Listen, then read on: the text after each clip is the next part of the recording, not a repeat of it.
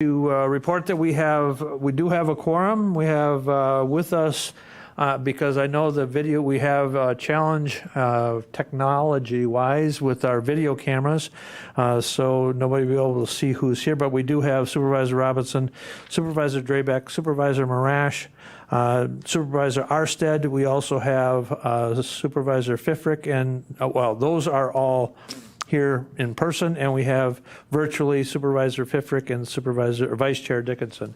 So we do have a quorum, and we will move on to item number 3 on the agenda, and that's the public comment, and no one has approached me to address any of the issues on the agenda. So we'll move on to policy issue and potential committee determination, operational functions required by statute, ordinance, resolution, or policy. And before we do that, we'll have the approval of the minutes of the September 11th, 2024 Executive Committee meeting, and they were in your packet. What is your pleasure? Motion by Supervisor Marash and second by Supervisor Drabek. Any discussion on the minutes as presented? Seeing none, all those in favor of the motion to approve the September 11th Executive Committee meeting minutes as presented in the packet signify by saying aye. Aye. Aye. Opposed? Motion carried and is unanimous. Thank you. Now we'll move on to operational functions required by statute, ordinance, resolution, and policy, and that is item 6A, a discussion and possible action by exec, and that is discussion on the next steps from the gap analysis on the opioid settlement funds. And just to give a little bit of context, the CJCC and the board recommended that we go out and do a gap analysis as to the utilization and potential utilization of the opioid settlement funds. And we had a presentation at Health and Human Services and Joint Public, was Public Safety there? And Board of Health, excuse me, Board of Health. And the consultant provided an overview of their recommendations on the next steps. And so I thought we would have at least a discussion at the committee. There was some recommendations that we take back those to the CJCC, the Criminal Justice Coordinating Council, to possibly cost out some of those options and bring some of those recommendations forward for consideration.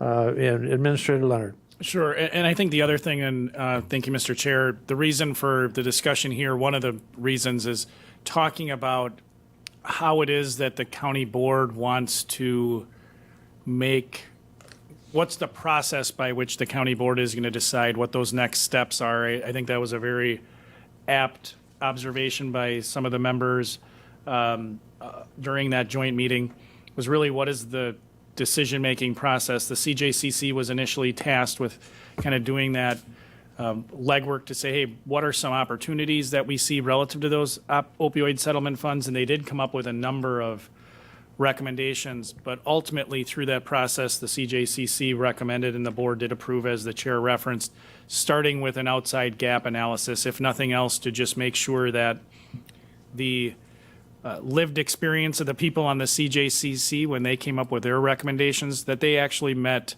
or were consistent with what the community needs were. The next step, of course, is then how does the county board want to decide what to do with those funds? What does that decision-making process look like? So I think that's one thing not to lose sight of. And just for additional context, your 2025 annual budget that I proposed and turned over to HR Finance and Property yesterday, consistent with your rules, there were no opioid funds expended through the budget process. So the entire allotment of funds, absent the expenditure for the gap analysis, still remains.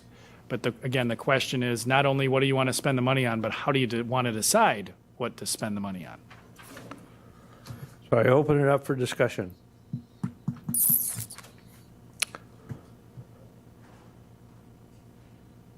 I know, at least from my observation, there was multiple potential recommendations that the consultant had.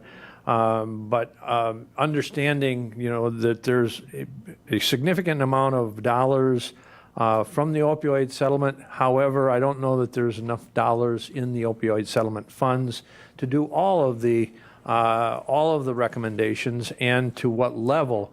And so I think, it's really going to be, what's the decision tree that the county board wants as far as how are we going to, allocate those funds, and then how are we going to measure success of those, the use of those funds, understanding that the restrictions that are tied to those funds are tied to the actual settlement and required reporting out of those uses.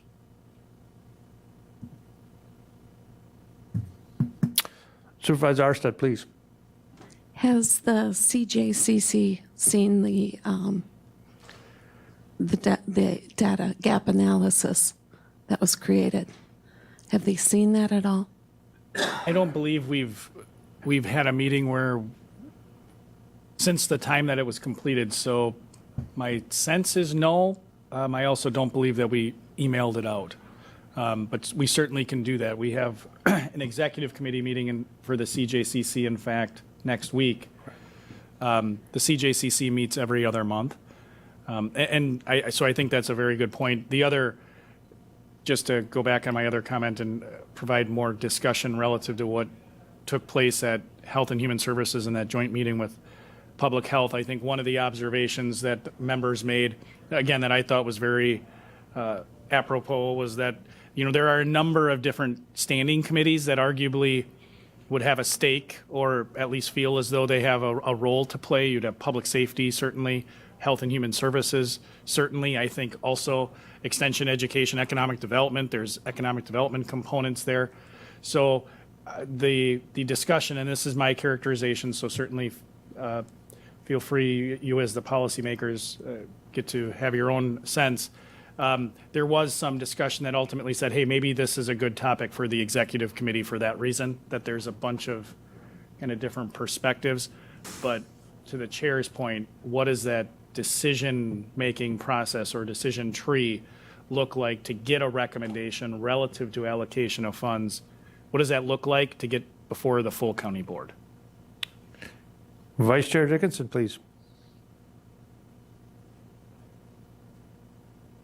Thank you, Mr. Chair. So the only comment I had, and it's not related to the decision tree, but it's similar to ARPA dollars, that we have to be mindful of creating solutions or work that becomes continual services that would eventually have to become then taxpayer funded. So I think that's something that has to be considered within those key findings. Thank you. I think your point is well taken, Vice Chair. I think the fact that the recommendations and I think one of my thoughts was at least having preliminary discussions possibly at the CJCC, because you have a lot of the stakeholders at the table, and doing some costing out of those models, and also what are the measurements for success? I think is something that could be brought forward. But I think to your point, if we start programs and we don't have, obviously we have a finite number. We know what those dollars are from the opioid settlement funds, but we create additional expectations moving forward past those opiate settlement funds. We need to be mindful of that. Supervisor Robinson? I would just like to piggyback on that, those points, and perhaps ask the CJCC if they could look at, this was a gap analysis, but we also have existing programs. Are the existing programs adequate? And are we having? They continue to be impacted by the opioid issue, and can we make sure that we're adequately funding them? But then if we were to look at and evaluate some of these recommendations, I would want to know what the cost would be and specific outcomes associated with those investments, not outputs, but rather what the outcome would be if we made those investments. Other discussion? Supervisor Marash, please. Is it possible to use some of the opioid settlement funds to support existing programs in the community, such as Bridge Street Mission and, for instance, Gospel TLC, that are already doing work with people in this population of need? As like a nonprofit donation instead of recreating the wheel. Yeah, without I think my initial sense is we have to learn more about how they operate. I certainly know a fair amount about Bridge Street Mission, and we'd have to see what other restrictions exist with respect to those opioid dollars. I know one of the challenges that local governments have sometimes with nonprofits that if the local government receives the monies from the federal government, there are restrictions put on your ability to contract for services for entities that have specific criteria with respect to the populations that they serve. So the short answer is we'd have to look at that, but I think that's certainly a good place to start. And I'll make a note of that to see if there are those similar restrictions that exist with respect to federal grant dollars. Other discussion? Other discussion? Supervisor Dickinson, please. Vice Chair. Thank you again. So piggybacking off of the other comments, I think one of the things is, having the committees and the departments that are overseen by those committees looking at this, because you also would have Health and Human Services, right? Our health department. There's some findings that relate to them, but then perhaps looking at the amount of total dollars and seeing what each of those departments might need, and then figuring out how we break out that money, because it may be we want to direct 50% to CJCC related activities, and 50% to the health department. So I think those are considerations as well. Okay. Any other discussion?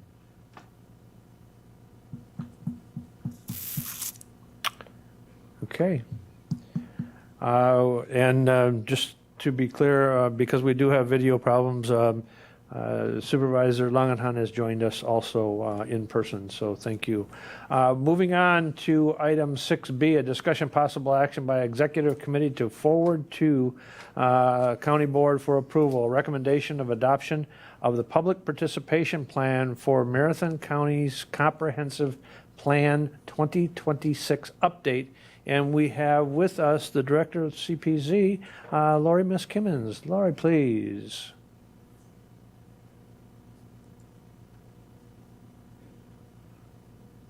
Sorry, I stole the driver. Thank you, Chair Gibbs. So we did speak last month with you about the next step in the comprehensive plan update for 2026. That is approving the public participation plan. So we did send that out. I did actually get some comments from Supervisor Robinson that I did want to share with you all so that we can incorporate and determine if we have a draft that we're ready to move forward to the county board for adoption. So start by opening up that updated draft. So it is going to look slightly different than the one you received in your packet, but I've put the changes in red for discussion. So when we were talking through the public participation plan, as it relates to the internal input process, one of the things that we felt needed a little more clarity in the plan to make clear the process of how department heads will interact with their standing committees. So the process would be like if the chapter is associated, say, with CPZ, Natural Resource Management, CPZ, Solid Waste, Parks and Rec and stuff, would have a lot of discussion in terms of ahead of meeting with the executive committee what the changes would look like, but we'd also bring it to ERC to discuss those changes as well. So we wanted to make that clear in the public participation plan that it's not the department heads and CPZ And the Regional Planning Council, our commission working in a vacuum, will also be working with our standing committees who have oversight over the work we do before we bring that to the executive committee to discuss as well. So we added a little bit of text to further explain that process. And in the external input process, we were talking a little bit about the community survey and the public meeting. So last time around, we talked with the executive committee about the idea that the community survey would come towards the end of the update process.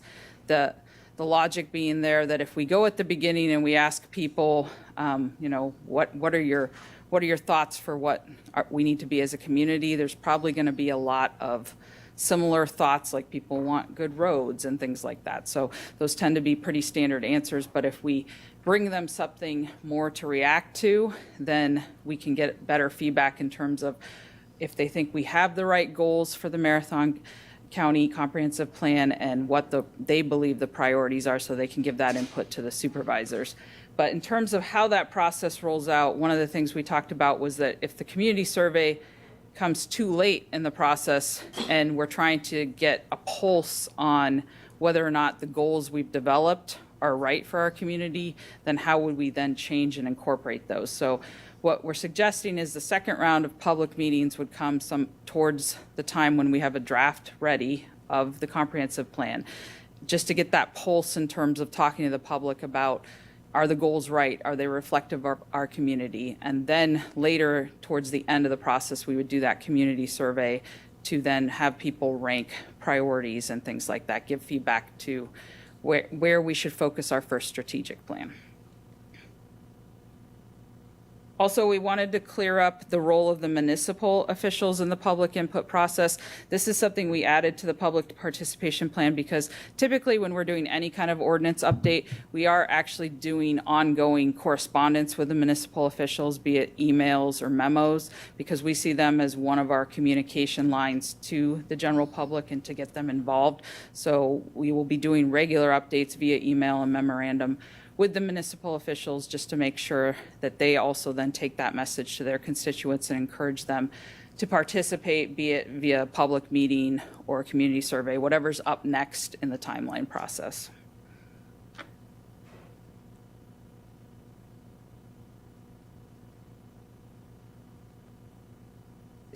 Another change that we made since sending this in the packet last week was Supervisor Robinson correctly identified that we had cut and pasted the wrong list into our hearing notice. So we do a few of these a year, so we had the wrong statute referenced in there. So this is actually the correct what statute requires that we put in our notice requirements. So we updated that.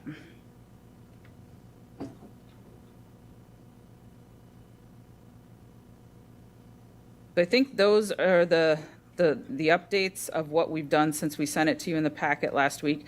What we're looking for now is any additional changes or feedback the executive committee would like to suggest and make, and then if we think we're ready to move it forward to the county board for adoption. Supervisor Robinson, please. The one other one we discussed was the 15 years for trends and 20 years for critical issues and making those uniform. Did that change get Yes, made? I put that to 20 years. Yeah, that should have been. So. Other discussion? Supervisor Robinson.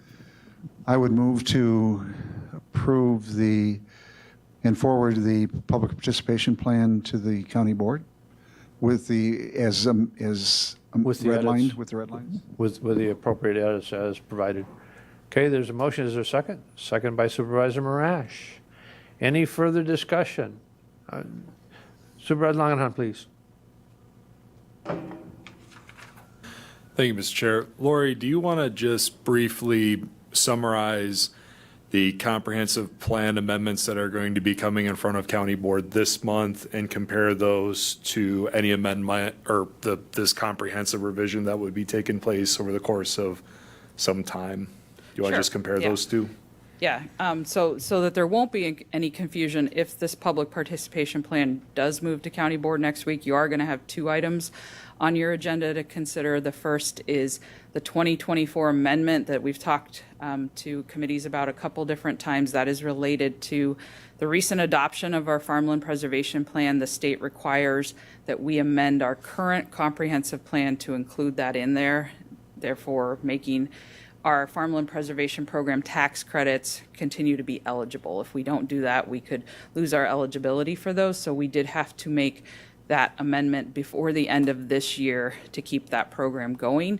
The amendment, the 2024 amendment, as we call it, is, I think Supervisor Longenhan summarized it very well at ERC. It's kind of maintenance amendments. It basically takes the new farmland preservation plan and references that in our current comprehensive plan, changing the dates from the last farmland preservation plan to state 2024 to 2023, and a couple other changes in regards to adding the updated farmland preservation map, new details about what the tax credits actually pay to landowners, things like that. So there weren't any substantial changes. Again, it's just an amendment that the state requires to make sure that we're being compliant with our credit program.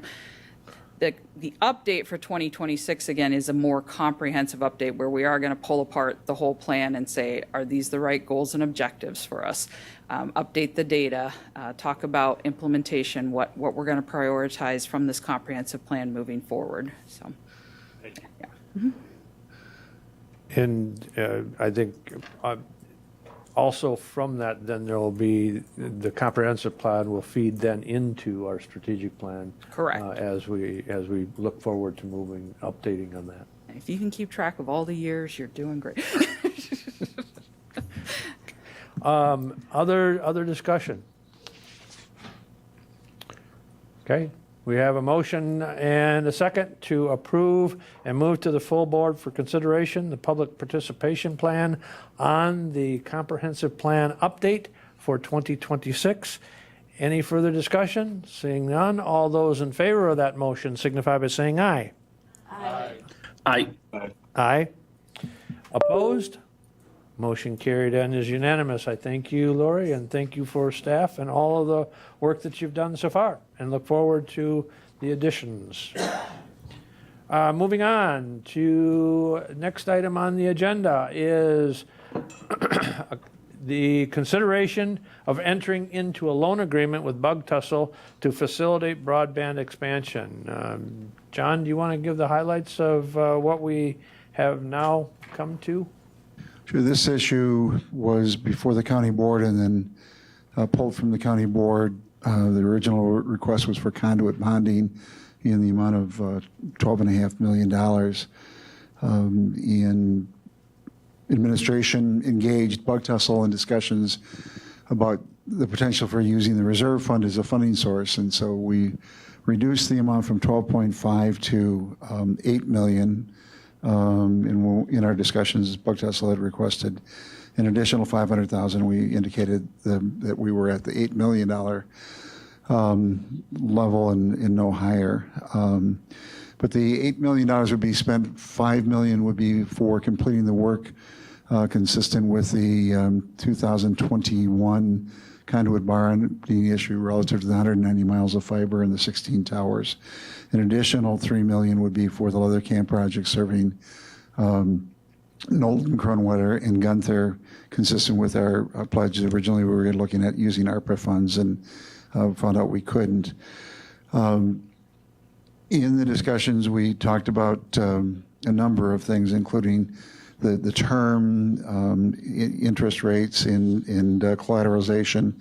And the Corporation Council, both Mike and Deanne, have been engaged in those discussions with Bug Tussle. And we basically, the framework is that we would use reserve funds and loan those out to Bug Tussle as the costs are incurred.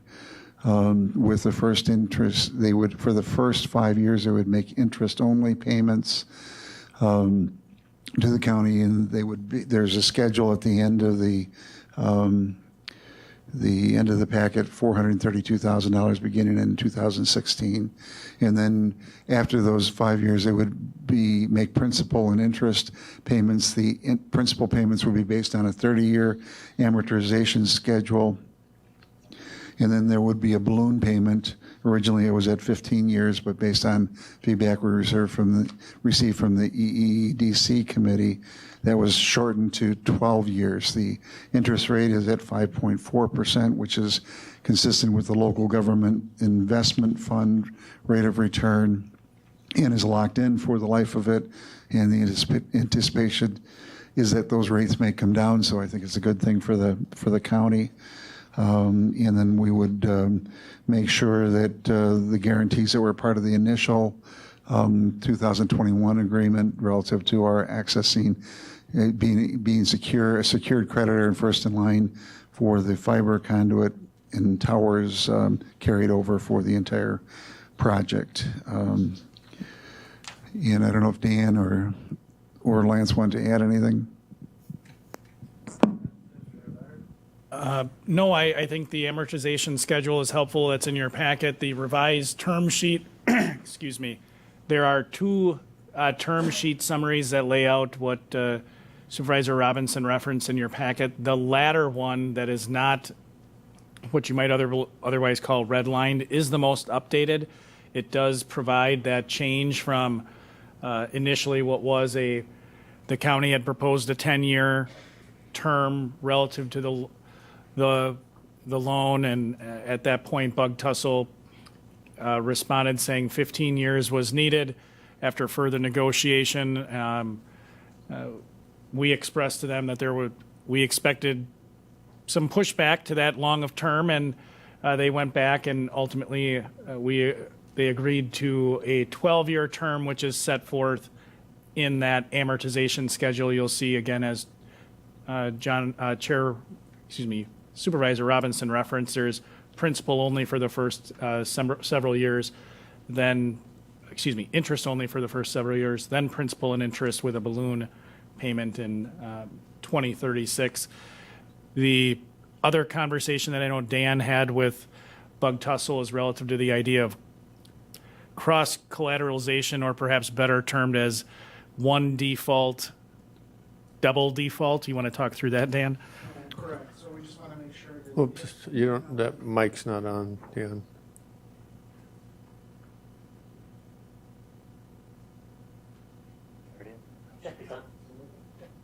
No. Okay. No, still not working. Now it is. Now it is. Thank you. So we talked about with cross-collateralization, we want to make sure that it's clear that a default under this agreement would also be a default under the previous agreements, including the 2021 conduit bonding. And so they did agree to that provision. Yeah, I think one of the things that was, in some cases, a little bit confusing, because this $8 million is going to two different projects, potentially one called the Leather Camp project and the other the 198-mile conduit plus tower project, meaning middle mile on the Leather Camp project, final mile. I raised the question about wanting to make sure that if any one of those were defaulted on, that it effectively meant that we could foreclose on the security interest that we have on everything, including the promissory from the parent company, Hilbert Communications, and that is going to be, or that has been agreed to by Bug Tussle. Any other questions?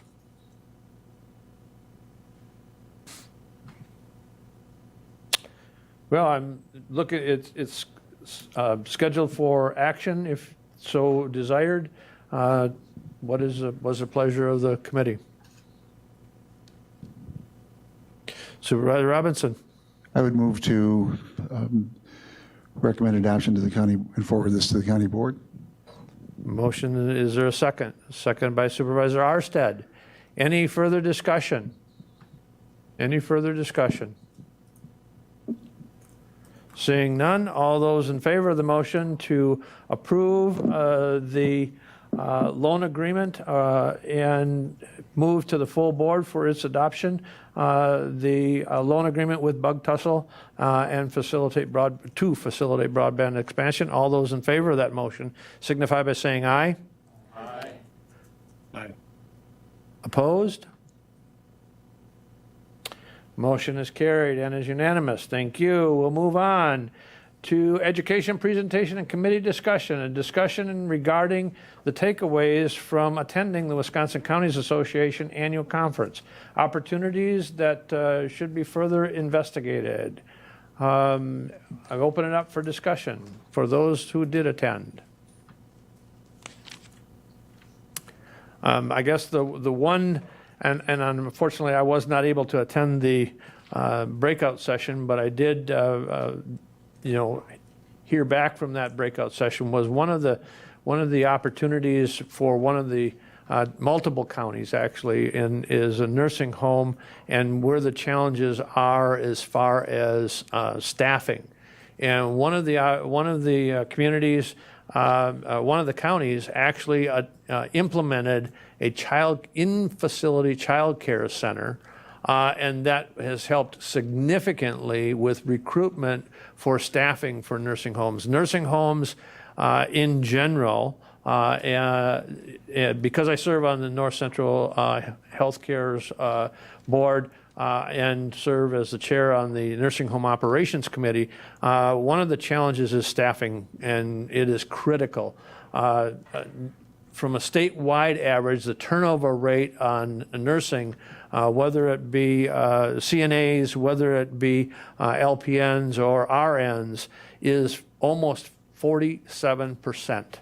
And that is really challenging, and it's even becoming harder to get contracted staff. And so one of the things that one of the counties did, and I believe it was La Crosse and Sheboygan, opened a child care center and gave preference to employees that were going to be employed by their in their nursing home, and it has greatly increased the amount of employees and access that they have to employees. So I think it's one of the things that we have had preliminary potential discussions about the possibility of with North Central Healthcare, the renovation down there. At one time, there was a child care center, a child care facility in the North Central Healthcare complex. So what would that mean? So I think it's something worth looking at and continuing to explore, because as the report that came out from Forward Analytics shows, is the need for nursing homes, nursing home beds, perpetually long term. Looking out into 2030, when all of the baby boomers are going to have reached 65, is going to be significant. And so, and we're, down at NCHC, we are running into challenges with acquiring staff. So I think that's an opportunity that I think we need to potentially explore. Not that the county wants to run a nursing home, not that NCHC wants to run a nursing home, but if we have the facilities, childcare. If we want, don't want to run a childcare facility, but if we had somebody to contract to run those childcare facility and provide the opportunity for additional staffing. So I think that was one that was definitely valuable. Supervisor Robinson.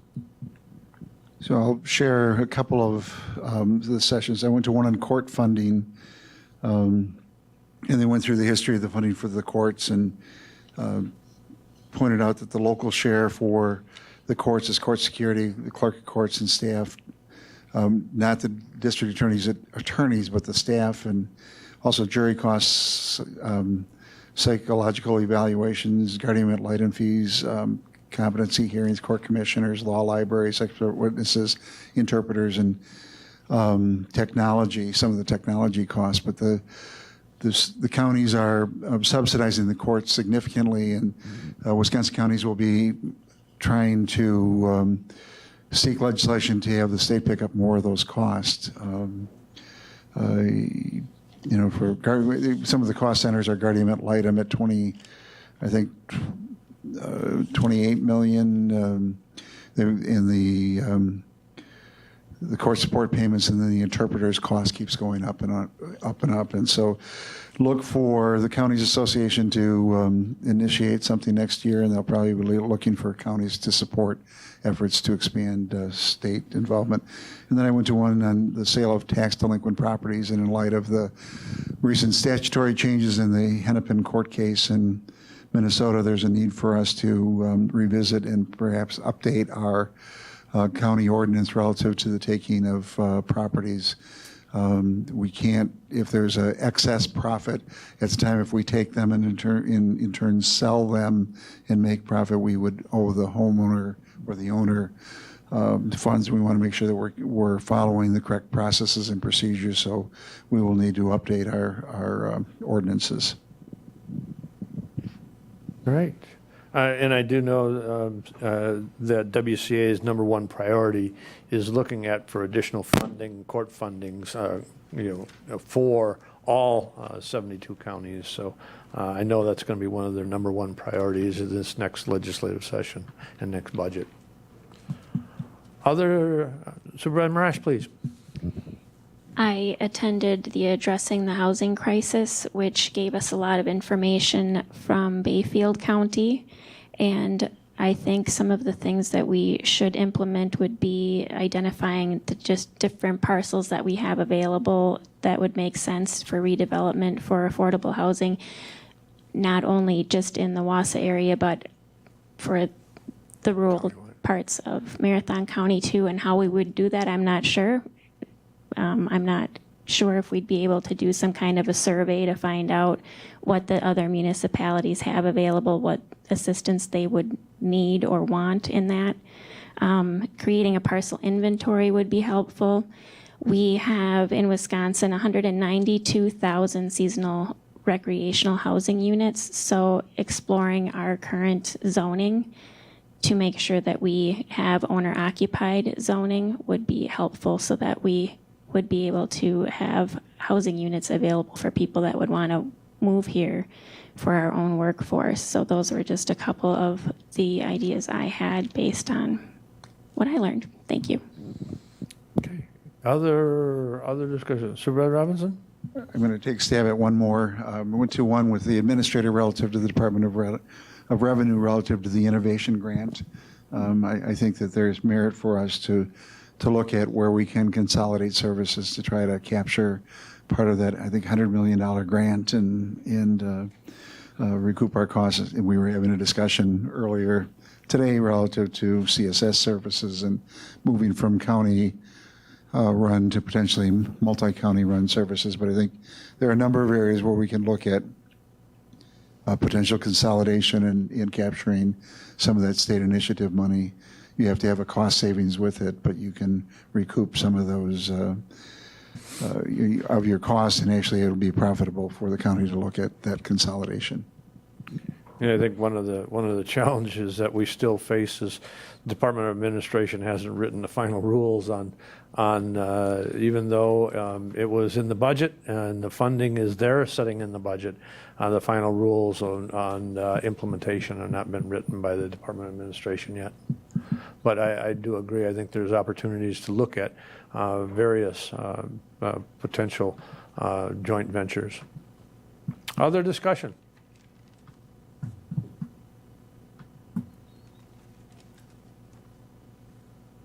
All right.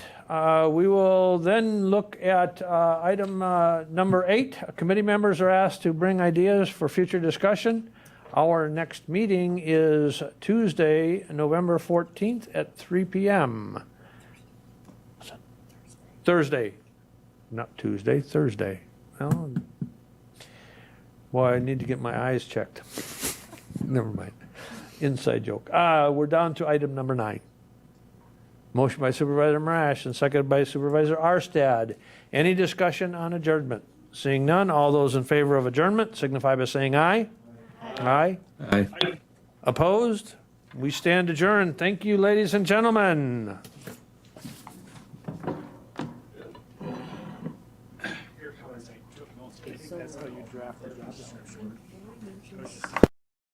Thing that has to be voted on next week. So the adoption of the public participation plan, and then she said, and there's an additional Amendment something to the